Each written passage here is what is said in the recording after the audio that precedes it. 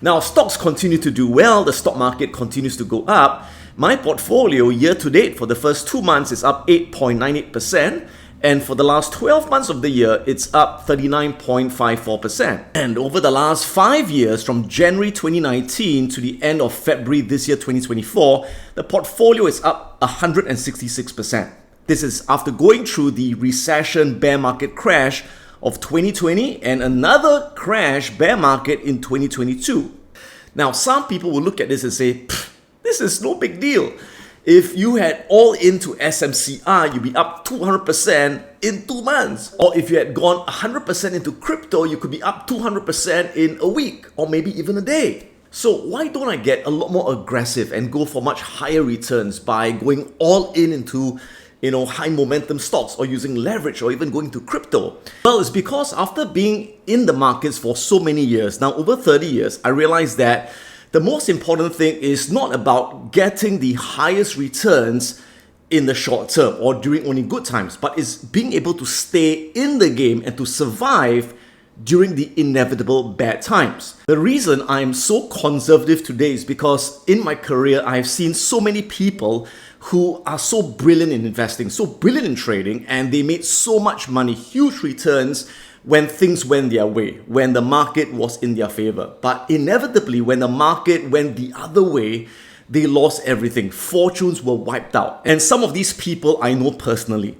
I still remember this experience I had in 2009. And all of us have certain significant emotional experiences that kind of like impact us, that change the way we see the world, that change our personalities, that influence our destiny. And this was one of those moments.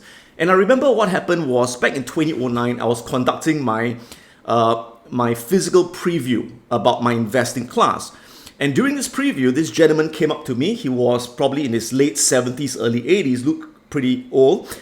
And he came up to me and he started crying in front of me. He was literally sobbing away. And he shared with me, he said, Adam, you are still young, please learn from me. And I said, what? And he said, I was worth over $20 million 6 months ago. And today I've lost everything. I'm totally bankrupt. And this guy was a very successful business owner. He owned lots of real estate in Singapore and he had a huge investment trading portfolio. But everything got wiped out. He lost everything in 6 months during the financial crisis because he over leveraged his investments.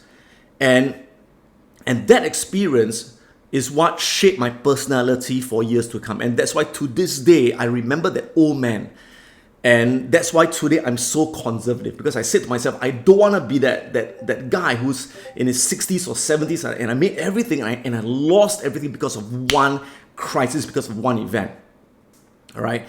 And, one thing I think I'm really lucky about is that I really learn from other people's experiences. I always say that it's great to learn from your experiences. It's great to learn from your mistakes, but it's even more important to learn from other people's experiences. And over the years, I have read stories of, again, brilliant investors, brilliant traders, but because they did not manage their investments in a conservative way, it was one event that wiped them out. I'd like to share some of these stories that really shaped me over the years and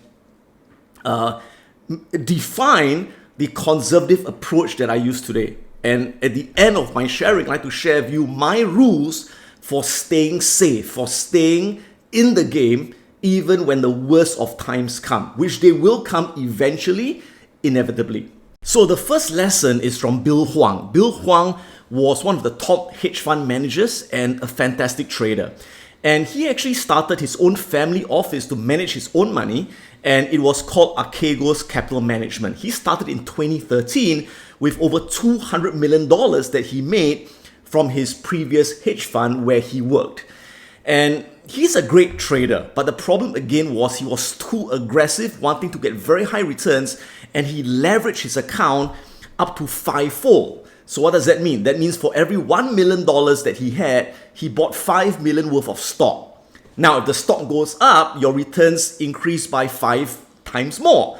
But the problem is that once they come down, your losses increase by 5 times as well.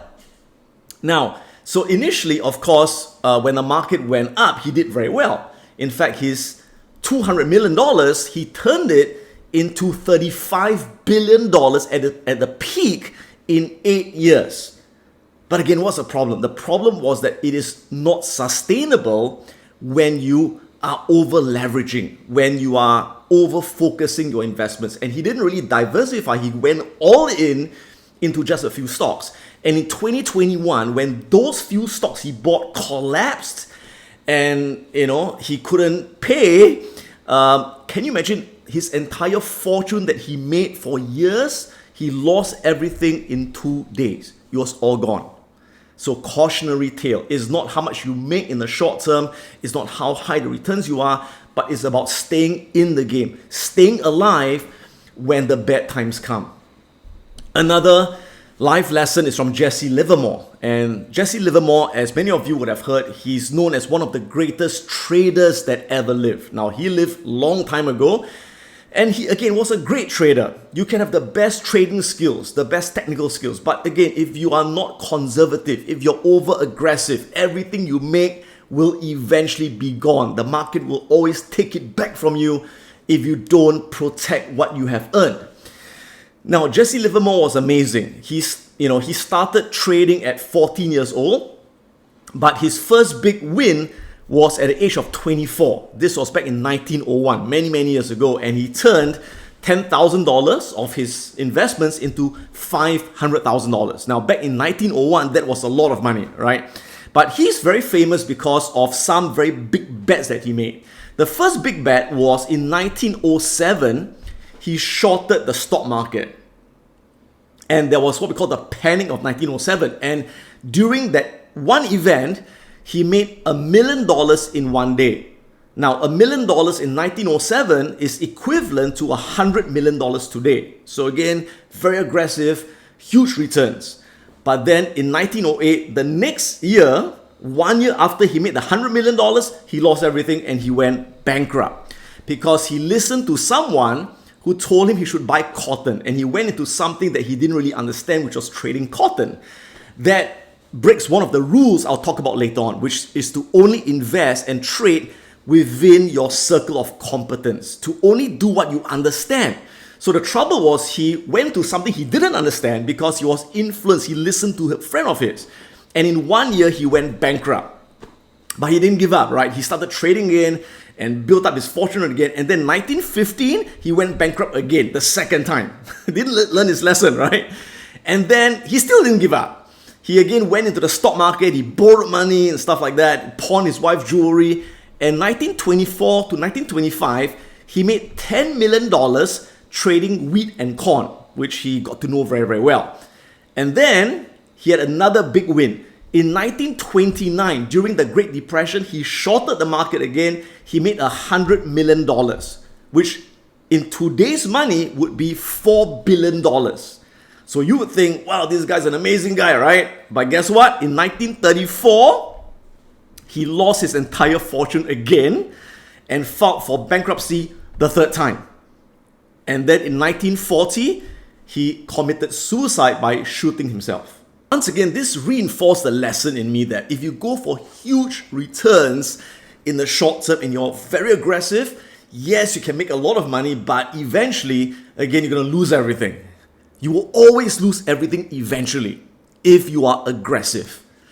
And then the third case, this is not one man, this was a group of people who were the smartest brains in finance back in the late 1990s. So this hedge fund called Long-Term Capital Management was founded by this guy over here, John Merryweather, and he was one of the top bond traders at Salomon Brothers. And he teamed up with two Nobel Prize winning economists who were again the best brains in finance, Myron Scholes and Robert Merton, who were famous because they developed the Black-Scholes option pricing model. So these guys were very smart. They're smarter than you, they're smarter than me. And they thought we can make a lot of money because we understand options, we understand Forex, we understand bonds. So they started this company.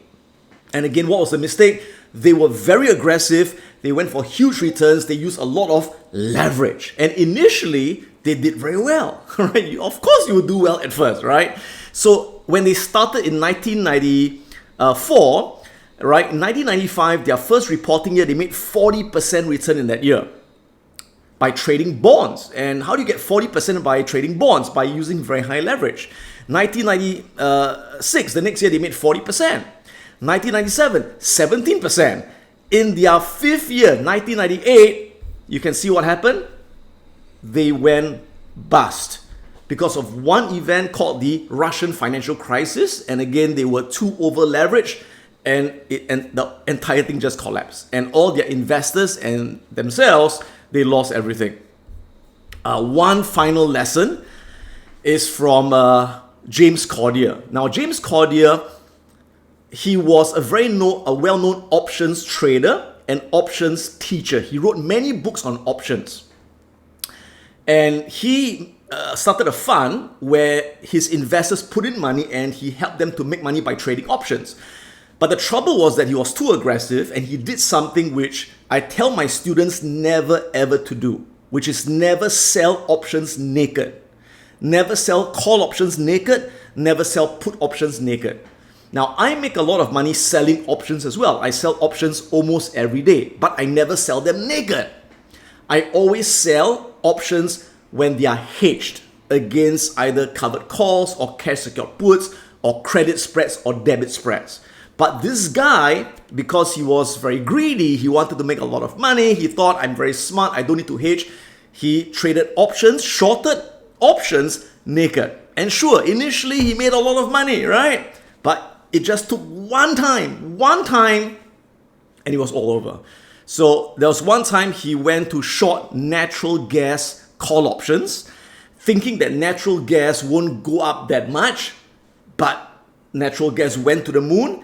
And in one day, he lost $150 million of all his clients' money. Now, that's not the worst thing.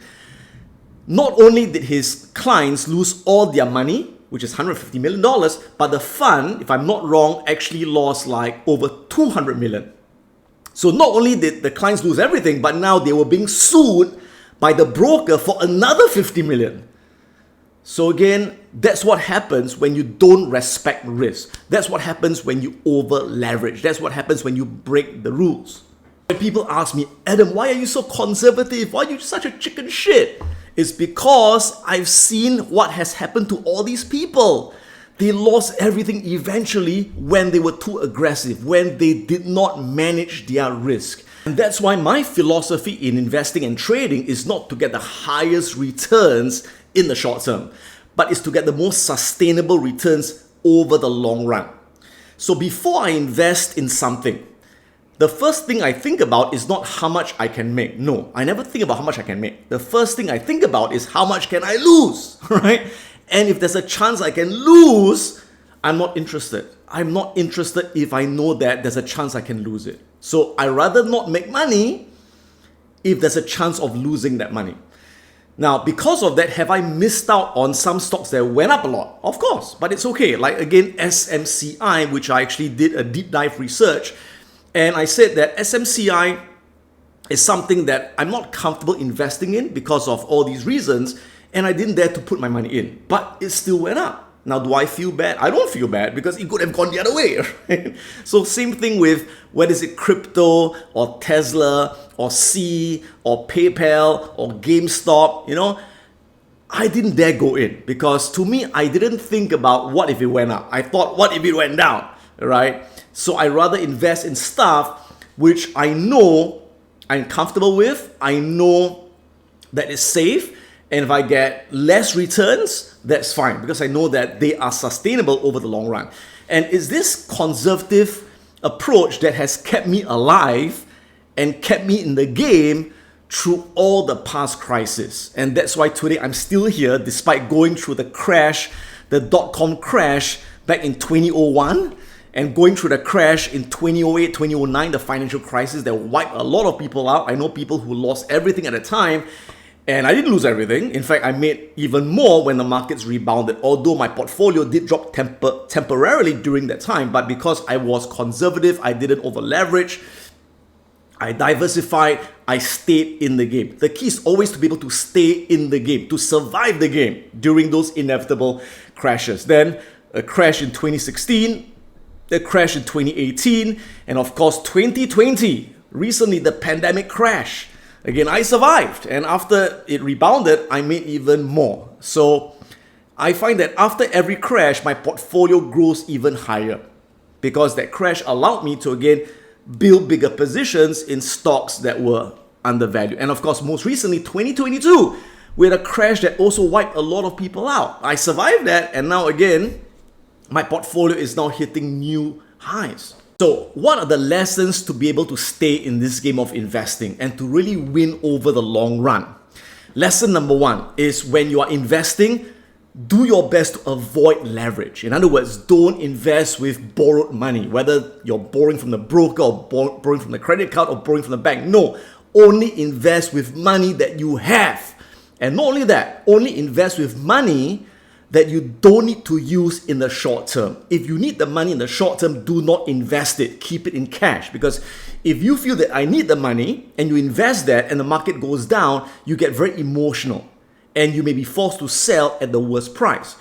But if you invest money that you don't need in the short term, you have got no emotional attachment because you don't need the money. And even if it goes down in the short term and you're holding great companies, you have the emotional resilience to hold it and in fact, maybe add more shares and then benefit from the huge rebound. So avoid leverage as much as possible. Now, if you say, Adam, what if I really want to leverage? Okay, so if you really want to leverage, don't leverage too much. All right, in investing, I would say at the very most leverage, 50% above what you have, and only leverage after the market has dropped at least 25%. That means after the market dropped 25%, when it's somewhere near the bottom, sure, you could leverage a bit. But for example, now when the market is near all-time highs, you never want to leverage in this market. It is suicide. For example, if you take a look at my two US dollar accounts, you can see, for example, in my first account over here, right, I've got about $3.8 million in the account in terms of net liquidation value, but my buying power is $20 million. So what does that mean? That means the broker is allowing me to buy $20 million worth of stock, even though I've only got $3.8 million in my account, because the broker is allowing me to leverage 5 times. And you can see I refuse to use any of the leverage. I only buy based on the cash that I have. In my other account over here, this is my first account. In my second account over here, you can see same thing. I've got 3.9 million as well. And the broker is allowing me to buy up to $21 million worth of stock, which is again allowing me to leverage 5 times. Now, of course, it's very tempting because if I wanted to, I could buy 21 million plus 20 million. I could buy $41 million worth of stock right now because the broker lets me leverage. And if I did that, I would be able to magnify my returns by 5 times. So instead of getting 9% in the first 2 months of the year, I could have leveraged 5 times and got 45%, right? Instead of getting 45% return, which I did last year, if I had leveraged, I could have gotten 45 times 20, sorry, not times 5, I could have gotten 220% return. So why aren't I doing that? Why am I not going for those huge returns and get famous like a Jesse Livermore? Because it's not worth it, right? Because I know that all it takes is for one time the market drops and I'm toast. And again, it's not worth it. So I rather not be like the tortoise in the hare running really fast and losing the race. I'd rather be the tortoise, slow and steady, and get 20 to 30% returns a year consistently. And I know it's sustainable. Now, how about when it comes to trading? So I do trading as well as investing.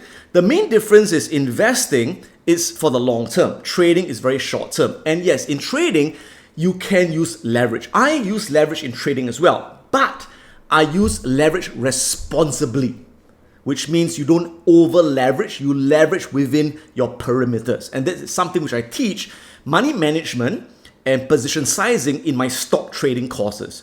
So one of the important rules is in trading, stocks, options, forex, crypto, whatever, is every time you trade, you got to put a stop loss. And you have to ensure that when your stop loss is hit, you got to get out. And when your stop loss is hit, the amount you lose, your risk, should only be 1% to 2% of your net liquidation value. Not of your buying power, but of your net liquidation value. So even if you get a series of losing trades, it's very minimal loss in your account, and you can stay in the game, stay alive even in a losing streak. Because in trading, you will have losing streaks and winning streaks. The important thing is that when you go through a losing streak, you should not get wiped out. You must be able to stay in the game long enough so when a winning streak comes, it more than makes up for the losing streak and gives you a great return on your trades. Number 3, the third lesson is to always diversify. Whether you are trading or investing, always diversify into several great companies or several great trading setups so that some mistakes you make won't hurt you. No matter how great you are as an investor or as a trader, you will make mistakes. You will screw up. You will have bad trades. You will have bad investments.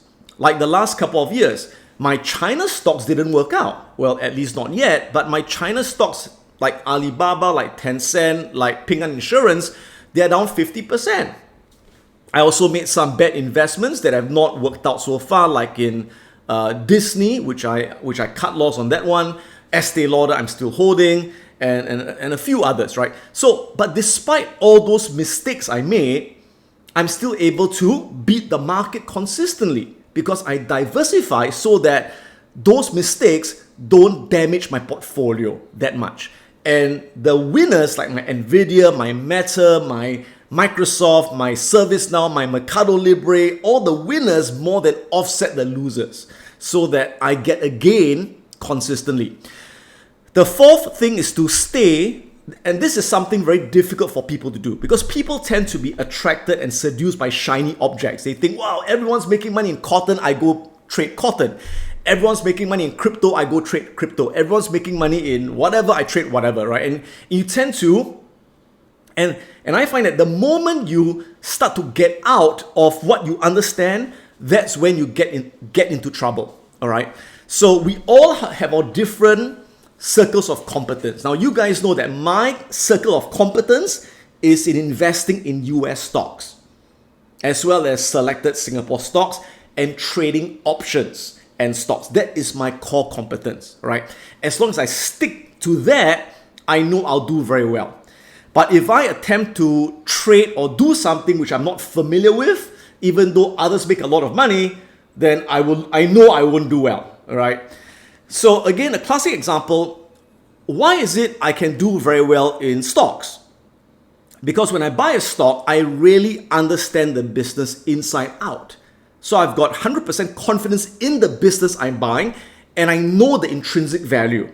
So for example, Meta, which owns Facebook and Instagram and WhatsApp, I know it very well because my company, we also advertise with Facebook. So I understand the business. I've got faith in the business. And I know the intrinsic value. So in 2022, when Facebook Meta dropped to $70 and everyone was panicking, I didn't panic. Why? Because I knew the company. I knew the company was making money. I knew it was a short-term problem. And I knew that the intrinsic value at that time was $300 and it was selling at a big discount. So I didn't panic. And I had the confidence to hold it and to buy more. And that's why today Meta is one of the biggest gainers in my portfolio. But if I had bought a stock which I didn't understand, or if I bought crypto which I don't know how to value crypto, and it fell 50, 60%, I can't sleep at night. I'll be shitting in my pants, right? And when you can't sleep at night and you shit in your pants, that's when you do stupid things, right? So only trade, invest in things that you understand, okay? The fifth thing is to always follow your investing and trading rules strictly. So I only buy a stock when it meets all my investment criteria. In my trading, I only trade when it meets a technical setup. When it hits the stop loss, I get out, no questions asked. I don't think, what if I cut loss and it goes back up? What if I cut loss and, I just follow the rules. So no fear, no greed, no hope, and no revenge. That's right. In trading, hope is for the hopeless. You never trade based on hope, you trade based on rules. The last lesson that has kept me alive for now over 30 years in the markets is to be super paranoid. That's right. I can tell you that I'm someone who's super paranoid in a sense that I know that there will be a day where the markets will drop 50, 60%. When I don't know when. It could be today, it could be tomorrow, it could be in 20 years. I don't know when. But in my mind, I always expect it will happen one day. And because I think that way, that's why in my investments, I am very conservative. I diversify, I hold high quality companies, I don't leverage. So that if that day happens tomorrow and the market drops 50, 60%, I'm not panicking. Because when you're not leveraged, you're not forced to sell. If I know I'm holding good companies, I will hold it through the 70% drop, and when everyone is shitting their pants, I will take more money and I'll buy cheap from them. And once the market rebounds, I'll get even richer. Sorry. Okay, so I hope you learned something from this video, and stay tuned for even more, and may the markets be with you. And by the way, I am waiting for the market to correct. It's been a while, market keeps going up. It should come down soon, and let's hope it does so that we can, take advantage of it. If you want to catch my latest videos, click on the subscribe button right now. Click on the bell so you get instant notifications once I upload my latest video. If you want to check out my online courses, go to piranhaprofits.com. We're going to learn how to invest and how to trade the financial markets and create an income from all around the world. If you want to join my live Wealth Academy program, go on to wealthacademyglobal.com and find out more about how you can learn investing and trading live online. This is Adam Khoo, and may the markets be with you.